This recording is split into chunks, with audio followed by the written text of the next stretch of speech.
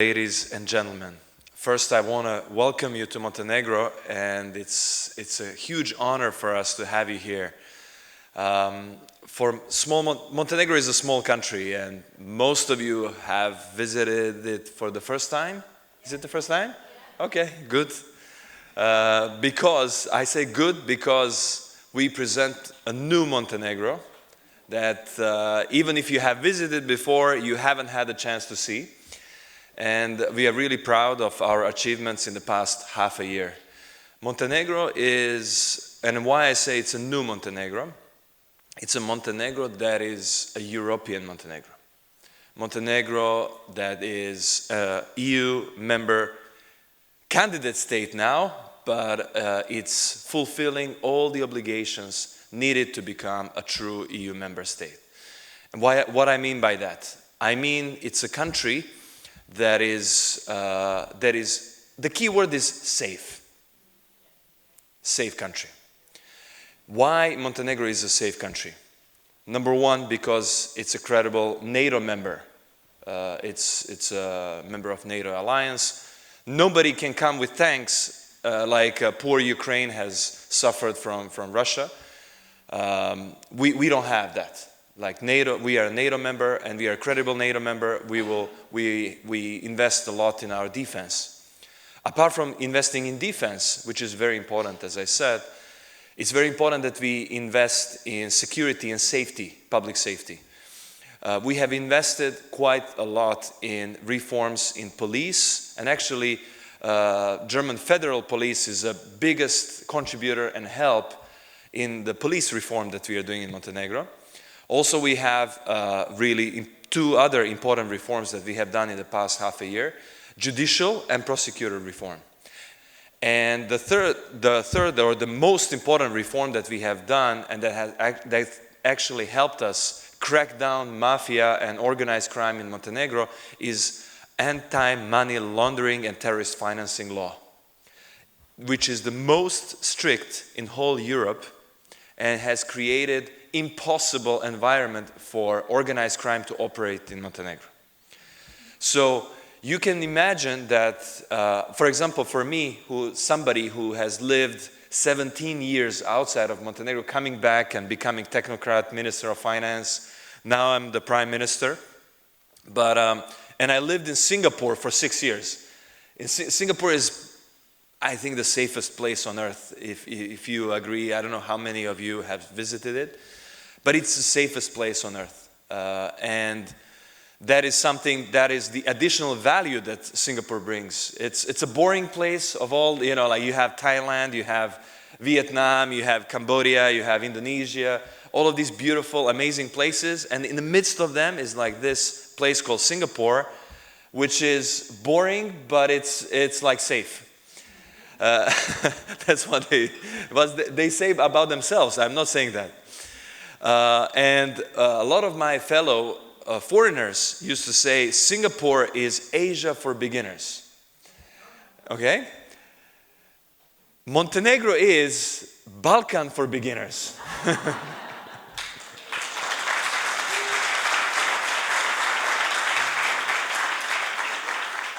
So it's, as we concluded, it's safe. We are a NATO member as well as is the only place in the Balkans in which all the ethnic groups that you have around us, you have all of these, you have Serbs, you have Croats, you have Albanians, you have Bosniaks, you have, I don't want to forget anybody, North Macedonians, Greeks, Bulgarians, etc., etc. Everybody has a little spat with somebody else, right, in the region. Somebody, they do it even for sport sometimes. They don't do it sometimes seriously.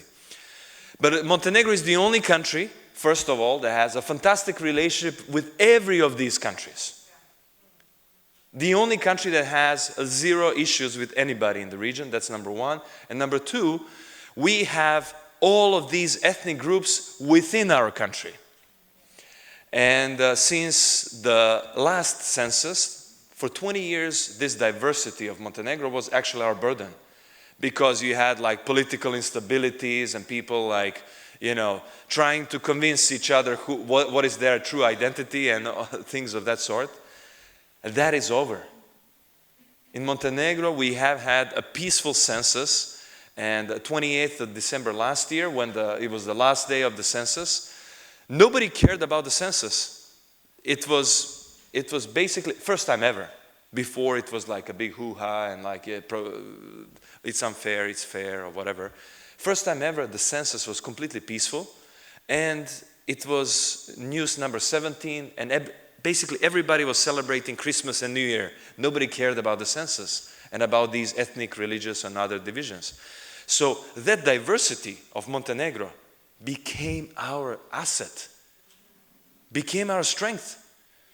So you can visit Montenegro, and without visiting any of the surrounding countries, which it's not that I'm recommending that, but you can actually have a little insight into the Balkans in a safe environment, in a controlled environment, in an environment that's a NATO, that is going to be the next EU member. The moment that Germany and other member states decide, we are ready, we are there. But you know, from the perspective of the Balkans as a whole, Montenegro is a really good sample that can tell you a lot about the Balkans and the culture of the Balkans, as well as, don't mind me if I'm subjective, we have the most beautiful nature of all.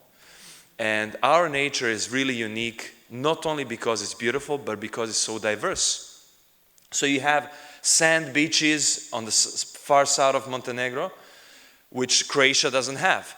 But then you have a Boka Bay, that's a fjord that looks like a Norwegian fjord, but it's the Adriatic as well.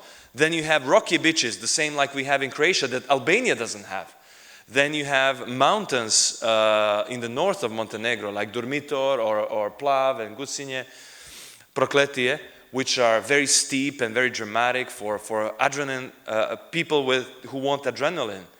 Then you have a more mild and tamed mountain like the one that's nearby and you can go by highway for the people who want to ski, etc., etc., etc. I'm sure you've seen it, most of these things I'm mentioning, and you're professionals, you know it better. But from the standpoint of what Montenegro can offer, I think the content is there. The content is there. We need to shape it, we need to make it as a product, and we need to sell it. The third point is infrastructure. We have had a huge problems of how to get to Montenegro. I'm sure most of you have flown to Montenegro? Okay. Sorry about that. The airports are definitely not at the level that we want them to be. We want the airports much better level than they are now. Luckily, we are going through the last phase, RFP phase of the airport concession, and we have 3 finalists. One is Incheon Airport from Korea, which was the best airport for 10 years in a row in the world. It's a fantastic airport in Korea. I don't know how many of you have seen it. It's the best in Asia, at least. Second, it's a Charles de Gaulle, the French Paris airport. And the third one is Italian airports. So we will see who is going to win. These are the finalists. They're now giving the final offers. And hopefully, by end of this year, we will have everything sealed and signed. So that for the next year, they will start with, I have to admit, cosmetic improvements for the beginning. So for the next summer season, we will have quite a few things improved, but not like new buildings and, not the structural stuff. We are hoping we can do some of these things by the year 2026. We are going to have a completely new airport. But in 2025, we will have a better airport with capability to accept more people and to have more comfortable flights. Second thing is maritime. We have just connected ourselves to Ancona, which is very well interconnected with North Italy, South Germany, East France, Switzerland, Western Austria. Why I say South Germany? Because I know most of my Bavarian or other friends, they tell me they don't want to fly to Adriatic Sea. They want to, they want to go with car. And until we build highways, and please wait for us, like we're going to build highways as well to Germany, it's taking a little time, but until then, they can use this ferry boat from Ancona to Montenegro, which is overnight ferry boat. It has nice cabins, they can sleep over in the morning, they're in Montenegro. So I have not tested it yet. I'm going to be the first one to test it on the 3rd of July when we start. So I can tell you afterwards if the cabins are comfortable enough or not. But I think they are. They look good on the photos, and they seem comfortable. So we are hoping that this line, the ferry boat line, is going to help a lot of the tourists who want to come to Montenegro by car to actually have that capability to come by car without torturing themselves of traveling through the Balkan-like goat roads for days or hours or whatever. So we want them to come comfortably and safely to Montenegro. And we think this is a good way to do. And thirdly, we are building the highway infrastructure. Highway infrastructure is absolute priority for this government. By 2030, December 2030, we will have we have now only 44 kilometers of highways in Montenegro. By end of 2030, we will have almost 500 kilometers of highways in Montenegro. And EIB, EBRD, and other friends are helping us on this path, and we are doing it ourselves. We have a balance sheet. Many people ask me, how are you going to do it? I'm a finance guy, so that's one of my specialties.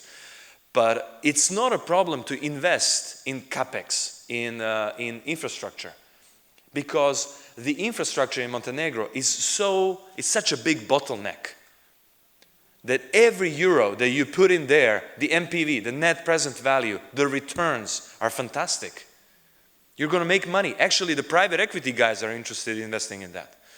So the private companies are interested. Not only IFIs.